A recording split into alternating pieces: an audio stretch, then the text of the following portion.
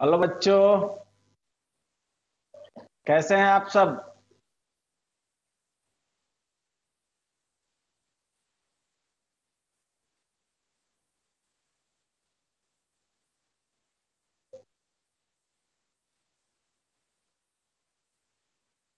चलिए, साउंड जा रहा है, देखिए तो। हेलो, ठीक है। साउंड आप लोग तक मिल रहा है? यस सर, साउंड आ रहा है सर। चलिए, हम लोग केमिकल काइनेटिक्स देखना शुरू किए थे। एक क्लास इंट्रोडक्शन देखे थे, इंट्रोडक्शन ऑफ केमिकल काइनेटिक्स। आज उसी में आगे हम लोग कंटिन्यू करते हैं।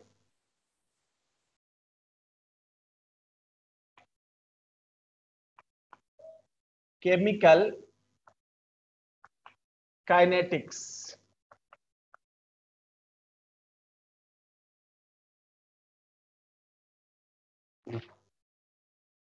केमिकल काइनेटिक्स की बात करें तो हम बताए थे कि ब्रांच ऑफ केमिस्ट्री है जिसमें हम लोग रेट ऑफ रिएक्शन को डील कर रहे थे।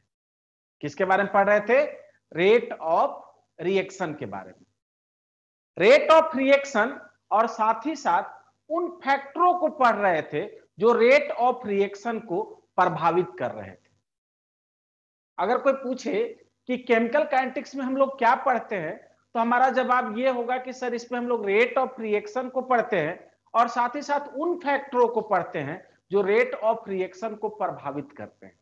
Clear? Factor affecting rate of reaction. पिछले क्लास में हम आपको रेट ऑफ रिएक्शन के बारे में बता रहे थे कि रेट ऑफ रिएक्शन कहते किसको है। अगर बात करें रेट ऑफ रिएक्शन, तो रेट ऑफ रिएक्शन निकालने के लिए हम आपको बताए थे कि जहां पे भी रेट निकालना हो वहां पे चेंज निकालोगे। आप क्या निकालोगे? चेंज। और फिर नीचे चेंज इन कंसंट्रेशन ऊपर हो जाएगा और नीचे क्या हो जाएगा? Change in time. जैसे एक एग्जांपल से हम लोग देखते हैं रेट ऑफ रिएक्शन निकालने का। जैसे अगर हमारे पास एक रिएक्शन है कि A plus B gives out C। मान लेते हैं कि एक रिएक्शन है जहां पे A और B आपस में रिएक्शन कर रहे हैं और A और B रिएक्शन करके और क्या बना रहे हैं? C बना रहे हैं। क्लियर? A और B के बीच रिएक्शन हो रहा है और रिएक्शन होने के बाद प्रोडक्ट के रूप में हमको क्या मिल रहा है? C। अब एज्यूम करते हैं कि जब टाइम जीरो था, अब टाइम जीरो क्या होता है इसके बारे में हम पिछले क्लास में बताए थे। जिस समय रिएक्शन स्टार्ट करते हैं उस टाइम को हम लोग जीरो कंसीडर करते हैं। उस टाइम को क्या कंसीडर करते हैं? जीरो। तो मान लेते हैं कि जब टाइम जीरो था इसका कंसंट्रेशन मान लेते हैं कि 10 m था। m बोले तो मोल पर लीटर। और इसका कंसंट्रेशन जो था वो मान लेते हैं कि 20 m था। इसका कंसंट्रेशन 10 m था और इसका कंसंट्रेशन कितना था? 20 m। चूंकि अभी रिएक्शन शुरू कर रहे हैं तो प्रोडक्ट का कंसंट्रेशन कितना होगा? जीरो। क्योंकि अभी तो रिएक्शन हम लोग शुरू कर रहे हैं ना, तो इन दोनों के बीच रिएक्शन होगा और होने के बाद ये बनेगा। तो अभी इसका कंसंट्रेशन जो क्या होगा? 0 m। क्योंकि रिएक्शन अभी क्या कर रहे हैं हम लोग? शुरू कर रहे हैं। अब t इक्वल टू जब 10 सेकेंड हो गया,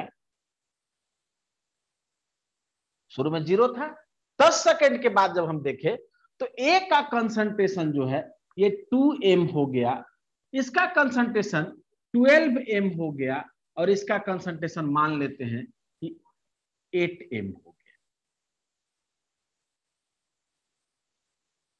क्लियर? ये क्वेश्चन में इतना दिया हुआ है कि रिएक्शन जब शुरू कर रहे थे A और B के बीच रिएक्शन हो रहा था और A और B आपस में रिएक्शन करके क्या बना रहे थे? C। A का इनिशियल कंसंट्रेशन शुरू में कंसंट्रेशन 10 m था, B का इनिशियल कंसंट्रेशन 20 m था और ये चूंकि प्रोडक्ट है इसलिए इसका कंसंट्रेशन कितना होगा? जीरो। और कुछ देर के बाद देखिए, 10 सेकेंड के बाद देखिए तो A का कंसंट्रेशन घट के कितना हो गया? 2 m। बी का कंसंट्रेशन घट के कितना हो गया 12m, और ये सी का कंसंट्रेशन बढ़ के कितना हो गया 8m। अब आपके मन में क्वेश्चन आएगा, सर ये घटा क्यों, ये बढ़ा क्यों? अगर ऐसा कुछ क्वेश्चन आपके मन में चल रहा है तो मैं आपको बता दूं कि ये रिएक्टेंट है। रिएक्टेंट समय के साथ क्या होता है, घटता है। अब प्रोडक्ट समय के साथ क्या होता है, बढ़ता है। इसीलिए तो 0 से बढ़ के कितना हो गया 8, और ये 10 से घट के कितना हो गया 2, ये 20 से घट के कितना हो गया 12। अब अगर हमको रेट निकालना है, क्या निकालना है बाबू, रेट। तो रेट हम 3 जगह निकाल सकते हैं। ए के रिस्पेक्ट में निकाल सकते हैं, बी के रिस्पेक्ट में निकाल सकते हैं, और जरूरत पड़ा तो किसके रिस्पेक्ट में निकाल सकते हैं, सी के रिस्पेक्ट में। हम तीनों जगह आपको रेट निकाल के देखा। सबसे पहले हम एज्यूम करते हैं, निकालना है रेट विथ रिस्पेक्ट टू ए। ध्यान से देखना, किसके रिस्पेक्ट में रेट निकालने जा रहे हैं, ए के रिस्पेक्ट। तो ए के रिस्पेक्ट में जब रेट निकालोगे तो इसके लिए फॉर्मूला ये होगा कि final concentration of A minus initial concentration of A, मतलब फाइनल ए कितना हो गया माइनस इनिशियली में कितना था। तो फाइनल कितना था बाबू 2m, इनिशियली कितना था, शुरू में कितना था 10m, 2m फाइनल, इनिशियल कितना था 10m, divided by change in concentration हो गया, बटा चेंज इन टाइम करना है हमको। तो फाइनल टाइम कितना है 10 सेकेंड, इनिशियल टाइम कितना है 0 सेकेंड। तो नीचे क्या करेंगे 10 सेकेंड माइनस 0 सेकेंड। अब जब इसको हम सोल्व करेंगे तो 2 में से 10 घटाएंगे तो कितना आएगा -8m आएगा। 10 में से 0 घटाएंगे तो कितना होगा 10 सेकेंड होगा। इसको जब सोल्व करेंगे 8 को 10 से भाग दोगे बाबू तो क्या आ जाएगा -0.8 m पर सेकेंड। ये हमने रेट निकाला किसके रिस्पेक्ट में, ए के रिस्पेक्ट। ए के रिस्पेक्ट में रेट निकालने के लिए क्या किए, final concentration of A minus initial concentration of A divided by final time minus initial time. Clear. यहां पे अगर फॉर्मूला लिखना चाहेंगे तो हम लोग कह सकते हैं, लिख देंगे del A divided by del T.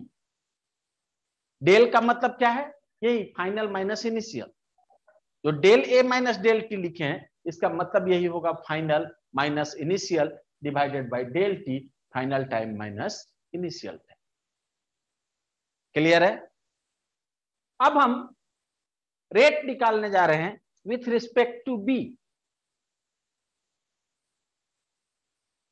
हम लोग निकालने जा रहे हैं rate with respect to B.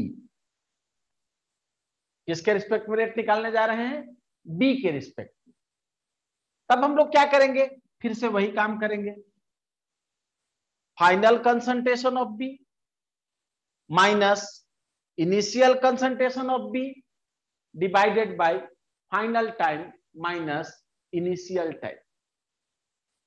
या फिर कह सकते हैं del B by del T. Solve करें इसको तो क्या लिखेंगे 12m minus 20m divided by time तो वही है ना 10 सेकेंड माइनस 0 सेकेंड। इसको जब सोल्व करोगे तो सेम आ जाएगा, ये भी इक्वल टू कितना हो जाएगा -0.8 m पर सेकेंड।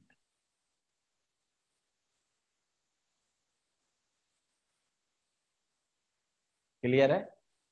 क्या करेंगे 12 में से 20 घटाएंगे तो कितना बचेगा -8 बचेगा, और -8 को जब 10 से भाग देंगे तो कितना हो जाएगा -0.8। कॉटन खींच दीजिए ना विपुल जी। चलिए अब एक और हम लोग निकालने जा रहे हैं, रेट विथ रिस्पेक्ट टू सी। यहीं पे निकालते हैं।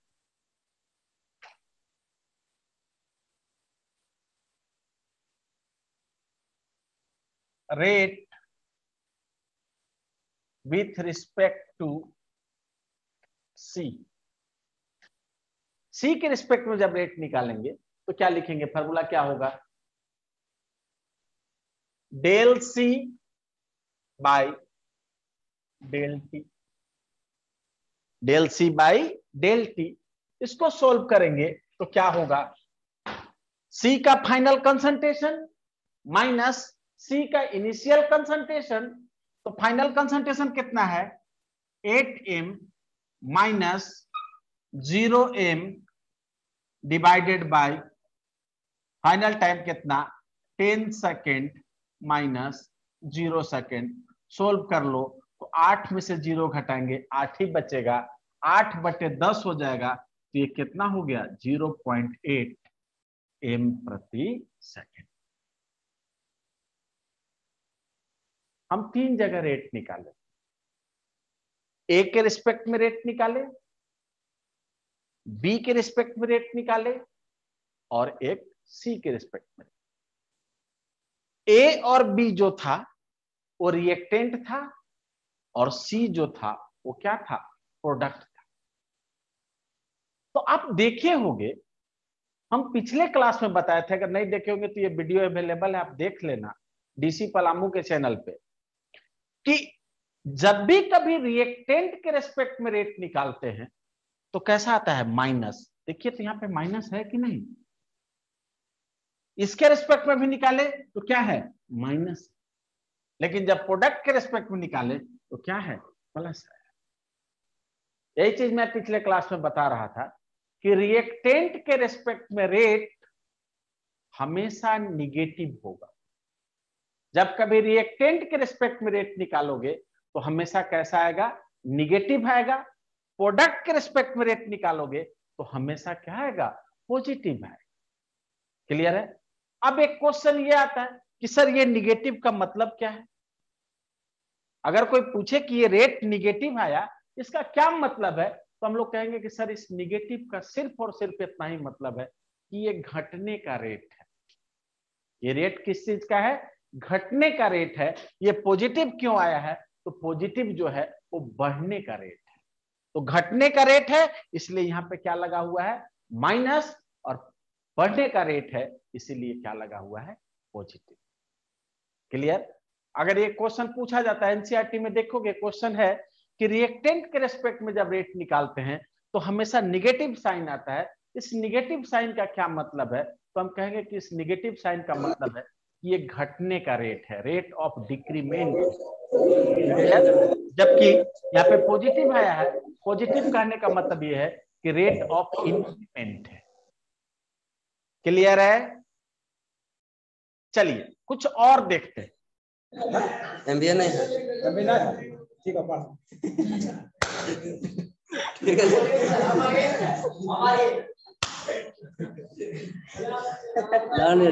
देखना बोका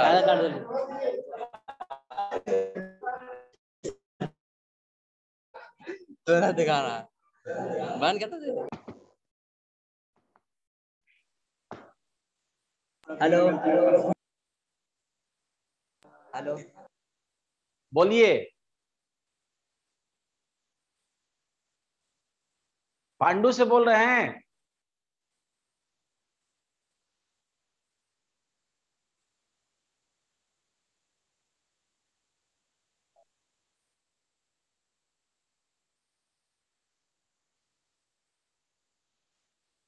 बोलिए, कुछ पूछना है।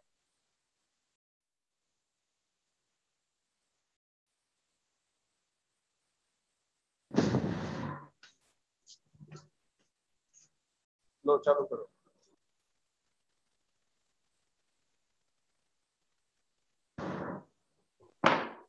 चलिए एक और हम एग्जांपल लाते हैं। देखो रेट ऑफ रिएक्शन, एक और चीज होता है एवरेज रेट ऑफ रिएक्शन। थोड़ा सा इसको हम लोग समझ लेते हैं कि रेट ऑफ रिएक्शन क्या है और एवरेज रेट ऑफ रिएक्शन क्या है। देखिए, जब भी कभी एवरेज रेट ऑफ रिएक्शन की आप बात करते हो तो एवरेज रेट ऑफ रिएक्शन में हम लोग क्या करते हैं कि बस फाइनल डेटा लेते हैं, इनिशियल पॉइंट और फाइनल पॉइंट का ध्यान रखते हैं।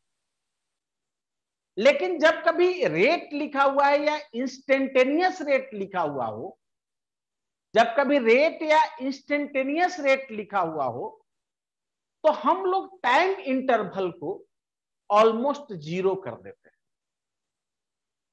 टाइम इंटरवल को ऑलमोस्ट कितना कर देते हैं? जीरो। अब ऐसे समझ में नहीं आएगा। ये एज्यूम करते हैं कि हम रांची से चले हैं और डाल्टनगंज आ रहे हैं।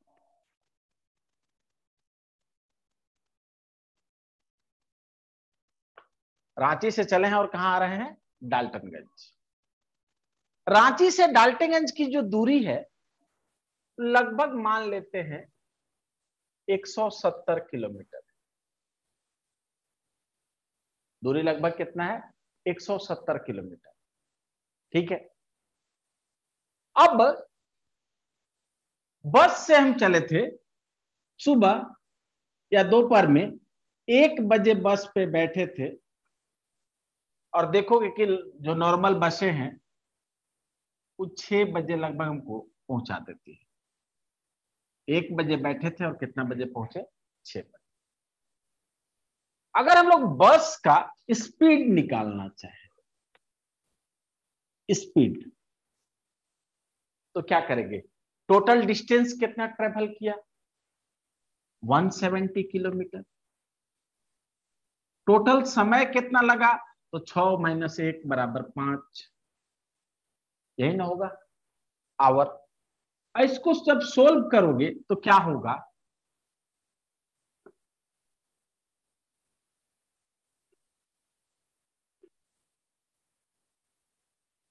क्लियर? 34 kilometre per hour. अब सोचो आप कि बस का जो स्पीड आया हमको वो आया 34 किलोमीटर पर आवर। लेकिन जब आप बस पे बैठे थे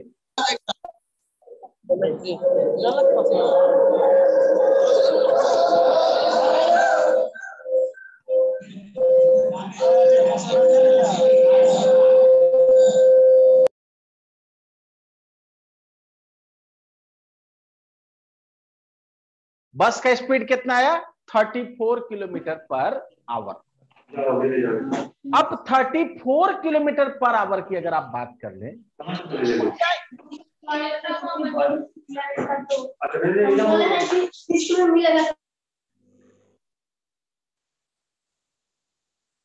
34 किलोमीटर पर आवर की बात करें कि बस के लिए एक स्पीड ये अच्छा नहीं लग रहा है। ऐसा नहीं लग रहा है कि ये स्पीड बहुत कम है। इतना स्पीड में तो आप साइकिल चला लेते हो। जो लोग साइकिल से स्कूल आते होंगे वो लोग देखेंगे कि उनके स्पीड रहता है लगभग इतना 34 किलोमीटर पर आवर। यहां पे आप कर क्या रहे हो? जब आप स्पीड निकाल रहे थे तो कर क्या रहे हैं कि आपने इनिशियल टाइम को कंसीडर किया है, इनिशियल टाइम को लिया है और साथ ही साथ फाइनल टाइम को लिया है। सिर्फ इनिशियल टाइम को लिया और किसको लिए? फाइनल टाइम को। बीच में क्या हुआ उसका कहीं से कोई चर्चा है क्या? कि रांची से चले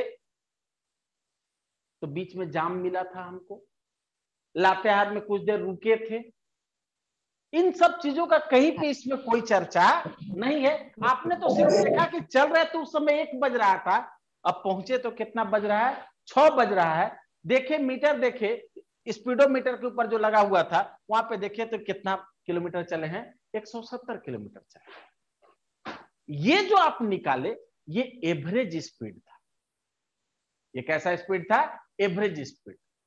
एवरेज स्पीड में हम लोग टाइम गैप को बहुत ज्यादा रखे हैं। आप देखो टाइम गैप मेरे यहां 5 घंटा है, लेकिन अगर बस के ड्राइवर के बगल में बैठे हो तो देखिएगा वहां पे एक मीटर लगा होता है, ये कितना स्पीड में बस चल रहा है।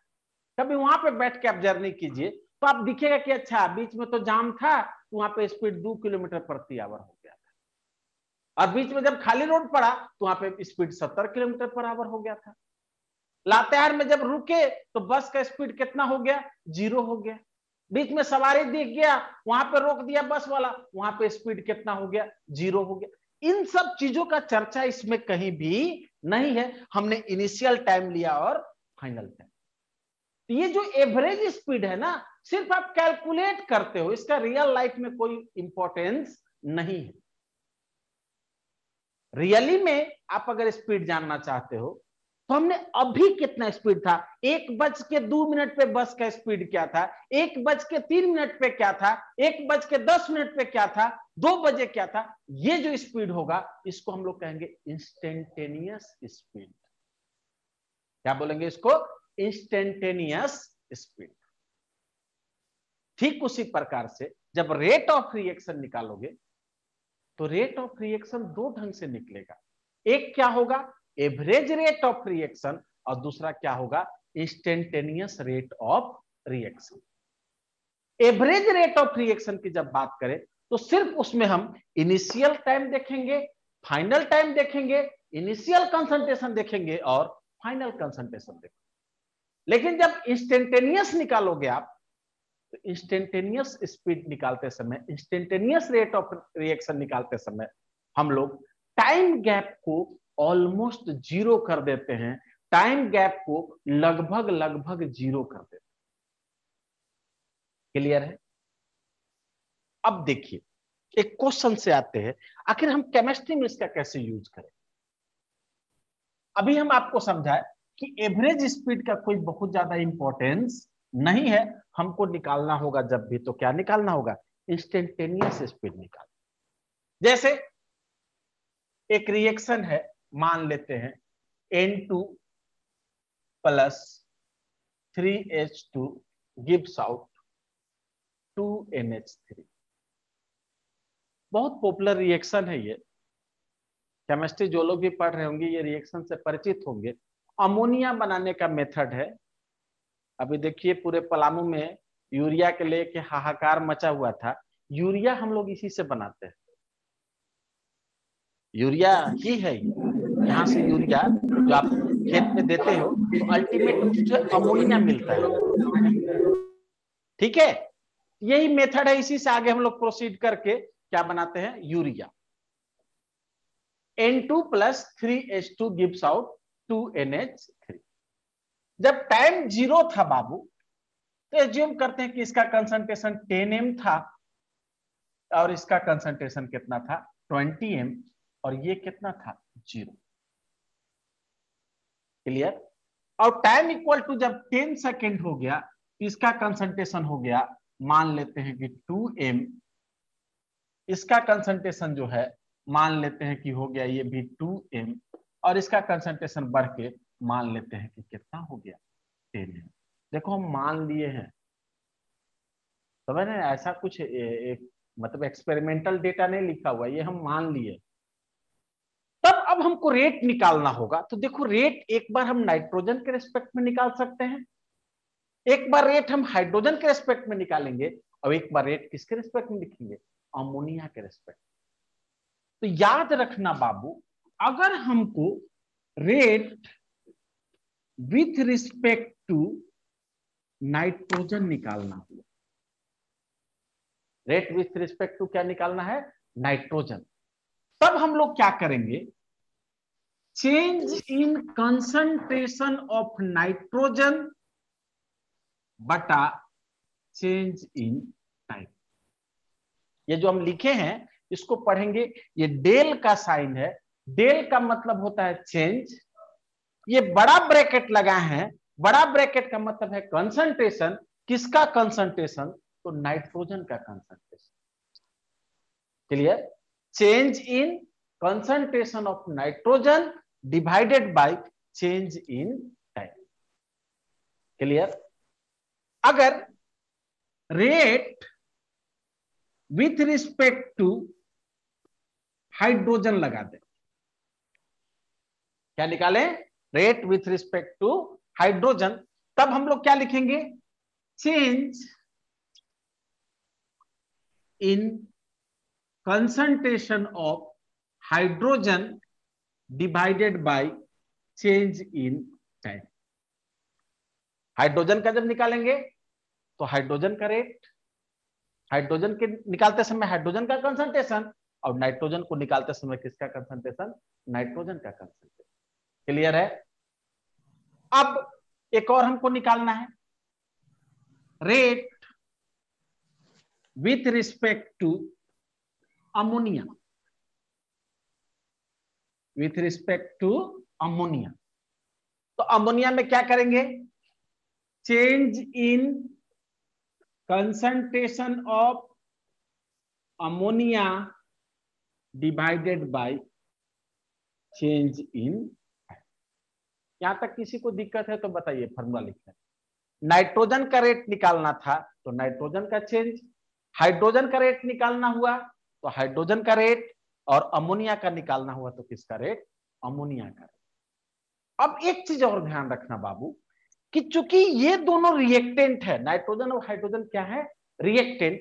तो यहां पे हम लोग, ये तो माइनस आएगा, तुरंत बता रहे थे, यहाँ पे हम लोग पहले से ही क्या करते हैं कि माइनस लगा देते हैं। पहले से क्या करते हैं बाबू? माइनस लगाते हैं। और यहां भी पहले से ही क्या कर दिए हम लोग? माइनस लगा दिए। क्यों कर दिए?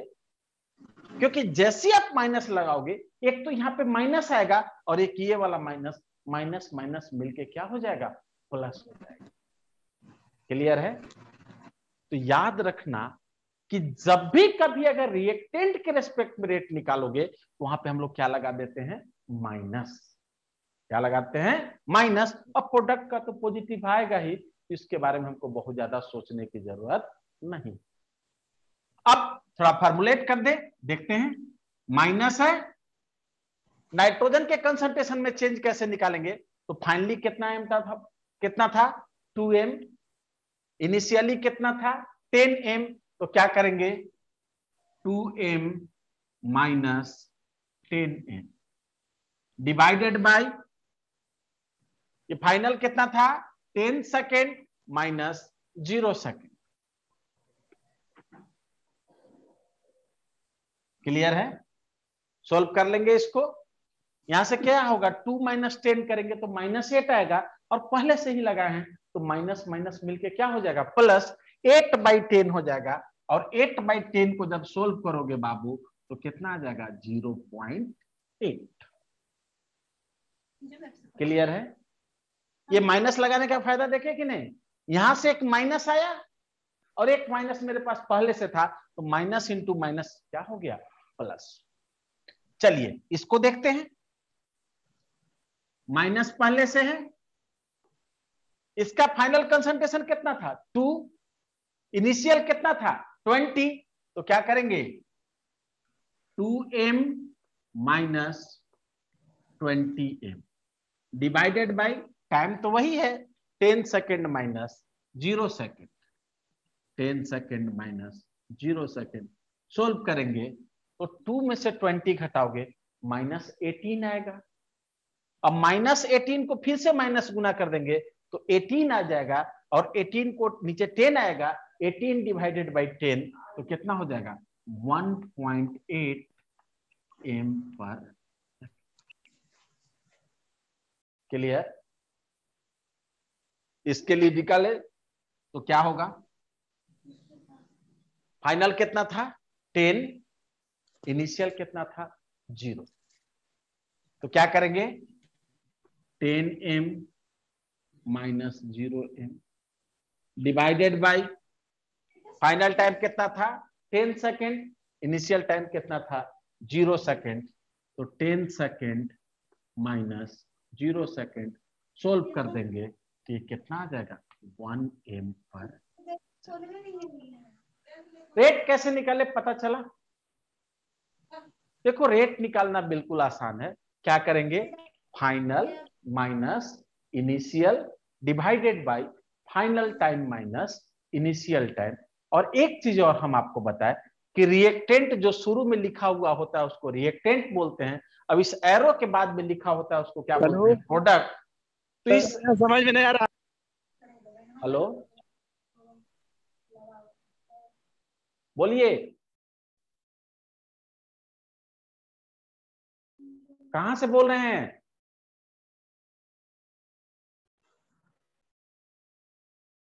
सर समझ में नहीं आ रहा है, फिर से बताइए अच्छा से। कहां से बोल रहे हैं आप? सो तो बताइए, पहले अपना इंट्रोडक्शन तो पांकी दीजिए। थाना RK +2 हाई स्कूल। पाकी, यस सर। पहले आप कैमरा सही कीजिए, आपका चेहरा नहीं दिख रहा है हमको। ठीक है, पहले कैमरा सही कीजिए आप। सर बैठे हैं ना, बोलिए कैमरा सही करने को।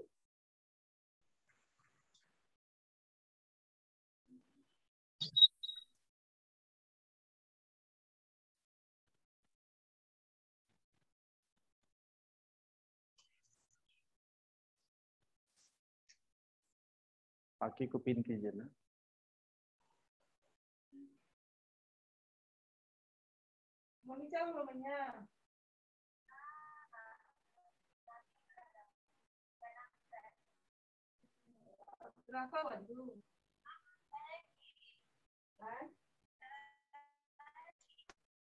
चलिए, आप दिख नहीं रहे हैं, लेकिन क्या कर रहे हैं बाबू? कुछ तो नहीं कर रहे हैं। एक क्वेश्चन दिया हुआ था, नाइट्रोजन हाइड्रोजन रिएक्शन करके अमोनिया बना रहा था। शुरू में नाइट्रोजन 10m था, हाइड्रोजन 20m था, ये 0 था। बाद में ये कितना हो गया? 2m, ये भी 2m, और ये कितना m? 10m। तो रेट निकालने के लिए हम लोग कुछ नहीं कर रहे हैं, ये जो फाइनल कंसंट्रेशन है माइनस क्या कर रहे हैं? Initial concentration. यही तो किए हैं यहाँ पे, देखिए तो 2m minus 10m divided by 10 second minus 0 second. यही तो किया है मैंने, 10 सेकेंड माइनस 0 सेकेंड। और रिएक्टेंट था, ये हम अभी बताए थे कि ये माइनस आता है, इसलिए पहले से ही क्या लगा दिए हम लोग? माइनस लगा दिए हैं। क्लियर? सिमिलरली हाइड्रोजन में भी वही काम किए हैं हम लोग।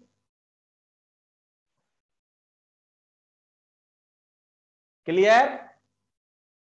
चलिए, एक और चीज ध्यान रखना आप, ये हम लोग रेट निकाल रहे थे। ये क्या निकाल रहे थे? रेट। अगर हमको कहा जाए कि नहीं सर एवरेज रेट बताइए, क्या बताइए? Average rate. ये पूरा रिएक्शन जो हो रहा है, इंटायर रिएक्शन, इसका एवरेज रेट क्या होगा? तो एवरेज रेट जो होना चाहिए, ये सबका सेम होना चाहिए। एवरेज रेट बोले तो सबका क्या होगा? सेम होगा। क्योंकि जो एवरेज रेट इसका होगा वही एवरेज रेट इसका होगा, और वही एवरेज रेट क्या होगा? इसका भी होगा। तो एवरेज रेट जब भी निकालने को आपको कहा जाए तो कोफिशिएंट से भाग दे देते हैं। किससे भाग दे देते हैं हम लोग? कोफिशिएंट से भाग देते हैं। देखोगे, अब देखो, एवरेज रेट निकालना है। Average rate of reaction, average rate of reaction. तो देखो बाबू, जब भी कभी एवरेज रेट निकालना हो तो रेट के जैसा ही निकलेगा, लेकिन सिर्फ हम लोग भाग दे देंगे कोफिशिएंट से। किससे भाग दे देंगे? कोफिशिएंट से। जैसे यहां पे कुछ नहीं लिखा हुआ है तो मान लेंगे कि कोफिशिएंट कितना है? 1 है। यहां पे जो ये 3 लिखा हुआ है, ये क्या है? कोफिशिएंट है। और यहां पे जो 2 लिखा हुआ है, ये भी क्या है? कोफिशिएंट। तो एवरेज रेट जब भी निकालना हो तो क्या होगा? नाइट्रोजन के रिस्पेक्ट में लिख रहे हैं, देखिएगा, माइनस लगाए। माइनस क्यों लगाए? क्योंकि रिएक्टेंट था। Minus change in concentration of N2 divided by change in time. इतना तो हम लोग करते ही थे। अब एवरेज रेट निकालना है तो कुछ नहीं करेंगे, ये वाला 1 से इसको क्या करेंगे? भाग दे देंगे। क्लियर? अब 1 से भाग दो या नहीं दो, कोई फर्क नहीं पड़ना है। चाहे यहां पे एवरेज रेट निकालना चाहेंगे तो हम लोग लिख सकते हैं, माइनस लगाएंगे, change in concentration of H2 divided by, change in time तो होगा ही, लेकिन यहाँ पे डिवाइड किससे कर देंगे? 3 से। ये 3 कहां से आ रहा है पता चल रहा है? ये वाला 3 कॉफिशिएंट। और चाहें तो ये भी लिख सकते हैं change in concentration of NH3 divided by del T तो होगा ही, लेकिन यहां पे भाग किससे दे देंगे? 2 से दे देंगे। नाइट्रोजन के केस में 1 से भाग दिए, क्यों? क्योंकि इसका कोफिशिएंट 1 था। हाइड्रोजन के केस में 3 से भाग दिए, क्यों? क्योंकि इसका कोफिशिएंट कितना था? 3 था। और अमोनिया के केस में 2 से भाग दिए, क्यों? क्योंकि इसका कोफिशिएंट कितना था? 2 था। क्लियर? और याद रखना कि जब भी कभी एवरेज रेट निकालोगे तो ये तीनों क्या होगा? कहीं भी निकाल लो, यहां निकालो नाइट्रोजन के रेस्पेक्ट में, या हाइड्रोजन के रेस्पेक्ट में, या अमोनिया के रेस्पेक्ट में, ये तीनों क्या होंगे? इक्वल होंगे। मतलब अगर थोड़ा छोटा लिखें इसको हम, तो ऐसे लिख सकते हैं। फिर से लिख के एक बार हम दिखाते हैं। अब देखिएगा, चाहे तो लिख सकते हैं minus del N2 by del T, 1 से डिवाइड करें या नहीं करें कोई फर्क नहीं पड़ता है, इक्वल टू होगा minus del H2 by 3 del T के, और ये इक्वल होगा del NH3 by 2 del T.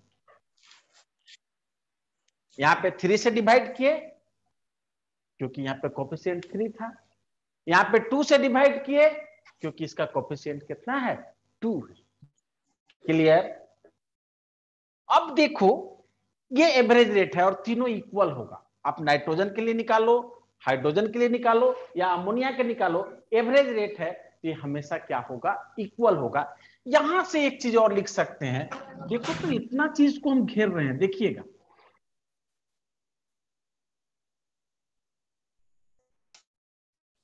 और ये तो यहां पे कुछ नहीं, पूरे को घेर। ये क्या था? Rate with respect to nitrogen. तो हम लोग चाहे तो एक लाइन लिख सकते हैं, ये बहुत इंपॉर्टेंट लाइन है, rate with respect to nitrogen बराबर है rate with respect to hydrogen के बट्टा में कितना है? 3, ये वाला 3। क्योंकि इतना जो हम येलो कलर से जो घेरे हैं, ये तो rate with respect to hydrogen है ही, और बराबर चाहे तो लिख सकते हैं rate with respect to NH3 ammonia बट्टा कितना? 2।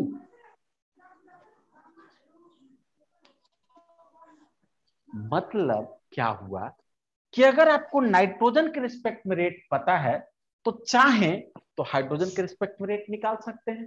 क्या करेंगे? हाइड्रोजन के रिस्पेक्ट में रेट निकालना होगा तो ये वाला 3 को इधर लाके गुना कर देंगे। मतलब चाहे तो लिख सकते हैं ऐसा हम लोग कि rate with respect to hydrogen बराबर 3 into rate with respect to nitrogen. अरे ये 3 नीचे भाग में है तो इधर लाके गुना में हो जाएगा ना जी। क्लियर है? चाहे तो एक लाइन और भी लिख सकते हैं, rate with respect to NH3 बराबर हो जाएगा 2 into rate with respect to N2, rate with respect to N2। Clear? चलिए आज इतना ही, ठीक है। अगले दिन हम मिलेंगे तो फिर इसी को आगे कंटिन्यू करेंगे। इसका नोट श्योर बनाइएगा आप लोग। चलिए, थैंक यू।